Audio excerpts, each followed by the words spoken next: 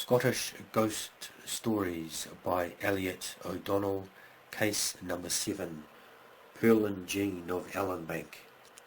Few ghosts have obtained more notoriety than Pearlin Jean, the phantasm which for many years haunted Allanbank, a seat of the Stuarts.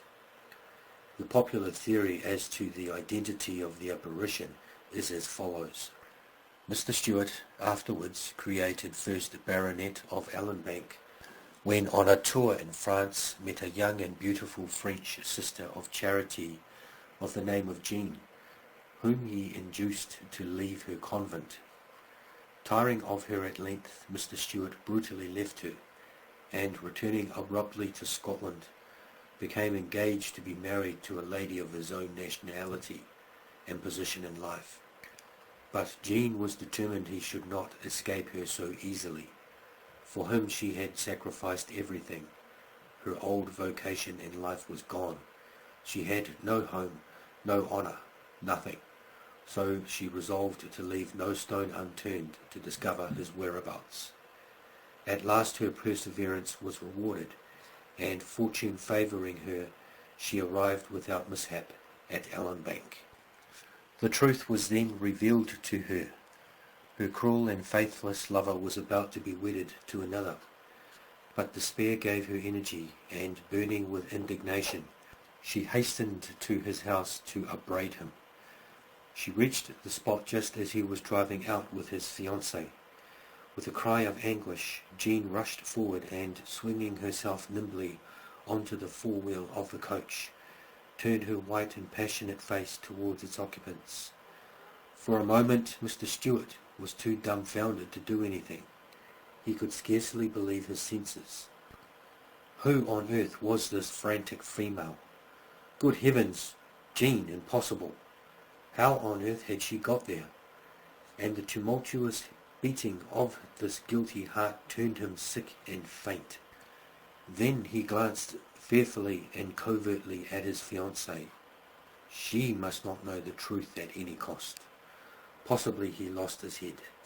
At all events, that is the kindest construction to put on his subsequent action, for, dastardly as his behaviour had been to Jean in the past, one can hardly imagine him capable of deliberately murdering her, and in so horrible a fashion.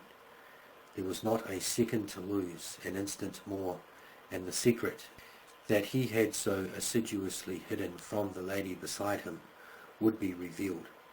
Jean's mouth was already open to speak. He waved her aside. She adhered to her post. He shouted to the postilion, and the huge lumbering vehicle was set in motion. At the first turn of the wheels, Jean slipped from her perch. Her dress caught in the spokes, and she was crushed to death. Her fate does not appear to have made any deep impression either on Mr. Stuart or his lady-love, for they continued their drive. The hauntings began that autumn. Mr. Stuart, as was only fit and proper, began the first to witness the phenomenon. Returning home from a drive one evening, he perceived to his surprise the dark outlines of a human figure perched on the arched gateway of his house, exactly opposite the spot where Jean had perished. Wondering who it could be, he leaned forward to inspect it closer.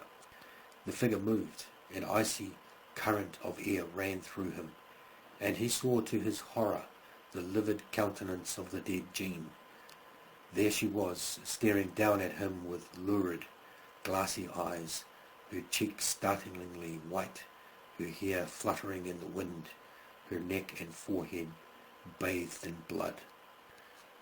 Paralyzed with terror, Mr. Stuart could not remove his gaze, and it was not until one of his menials opened the carriage door to assist him down that the spell was broken and he was able to speak and move. He then flew into the house and spent the rest of the night in the most abject fear. After this he had no peace. Allanbank was constantly haunted. The great oak doors opened and shut of their own accord at night, with loud clanging and bangs, and the rustling of silks and pattering of high-heeled shoes were heard in the oak-panelled bedrooms and along the many dark and winding passages. From her attire, which was a piece of lace made of thread, the apparition became known as Pearlin Jean, and a portrait of her was actually painted. It is recorded that when this picture was hung between one of Mr. Stewart and his lady-love, the haunting ceased, but as soon as it was removed, they were renewed. Presumably it was not allowed to remain in the aforesaid position long, for the manifestations appear to have gone on for many years without intermission. Most phantasms of the dead inspire those who see them with horror, and that is my own experience. But Pearlin Jean seems to have been an exception to this rule. A housekeeper called Betty Norrie, who lived for many years at Allanbank, declared that other people besides herself had so frequently seen Jean that they had grown quite accustomed to her, and were consequently no more alarmed at her appearance than they were by her noises. Another servant at the house, of the name of Jenny Blackadder, used constantly to hear Jean, but could never see her, though her husband did. The latter, when courting Jenny, received a rare scare, which suggests to me that Jean, in spite of her tragic ending, may not have been without a spice of humour. Thomas, for that was the swain's name, made an assignation one night to meet Jenny in the orchard at Allanbank.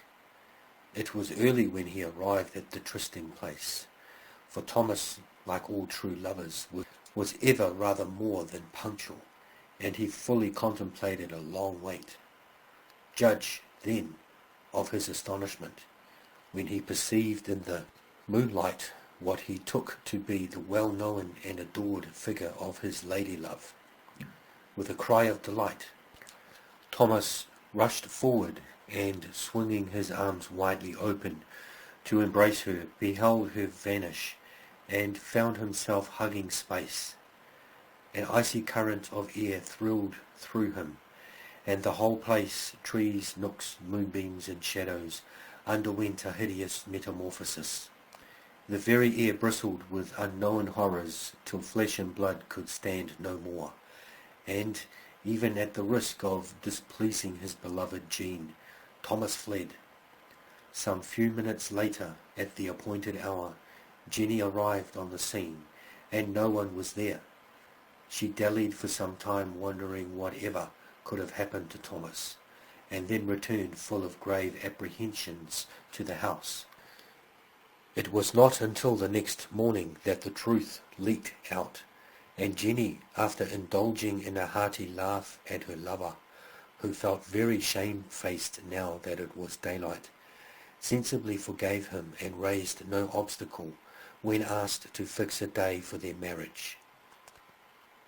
In after years, Jenny used to retail the story, with many harrowing allusions to Pearlin Jean, whom she somewhat foolishly made use of as a bogey to frighten children into being good. A Mr. Sharp, who when he was a little boy was once placed in her charge, confesses that he was dreadfully scared at her stories, and that he never ventured down a passage in those days without thinking Pearlin Jean, with her ghostly, blood-stained face, claw-like hands, and rustling lace dress, was after him. Nurse Jenny used to tell him that the Stewarts tried in vain to lay Jean's spirit, actually going to the length of calling in 7 ministers to exorcise it, but all to no purpose. It still continued its nocturnal peregrinations. In the year 1790, the Stewarts let the house to strangers who, when they took it, had not the least idea that it was haunted. However, they did not long remain in ignorance, for 2 ladies who occupied the same bedroom were awakened in the night by hearing someone walking across the floor. The presence did not suggest burglars, for the intruder behaved in the most noisy manner, pacing restlessly and apparently aimlessly backwards and forwards across the room, swishing the floor with what sounded like a long-laced train, and breathing heavily. They were both terrified and so cold that they could hear one another's teeth chatter. They were too frightened to call for help. They could only lie still, hoping and praying it would not come nearer to them. The sufferings of these two ladies were indescribable, for the ghost remained in their room all night, moving restlessly about until daybreak.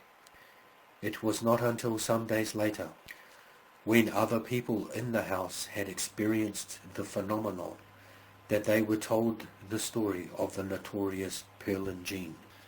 But was the so-called Pearlin Jean really the apparition of the murdered Frenchwoman? To my mind, her identity with that of the beautiful Sister of Charity has not been satisfactorily established, and I think there are reasons to doubt it. If, for instance, the apparition were that of a Sister of Charity, why should it appear incongruously attired in a long trailing gown of lace? And if it were that of a woman of the presumably staid habits of a Sister of Charity, why should it delight in mischief and play the pranks of a poltergeist? And yet, if it wasn't the ghost of Jean, whose ghost was it? Thank you for listening to this audio book from the Horsham House Press. You can purchase an ebook or paperback version of this title, Scottish Ghost Stories, at www.goodwins.co.nz and at other leading bookstores.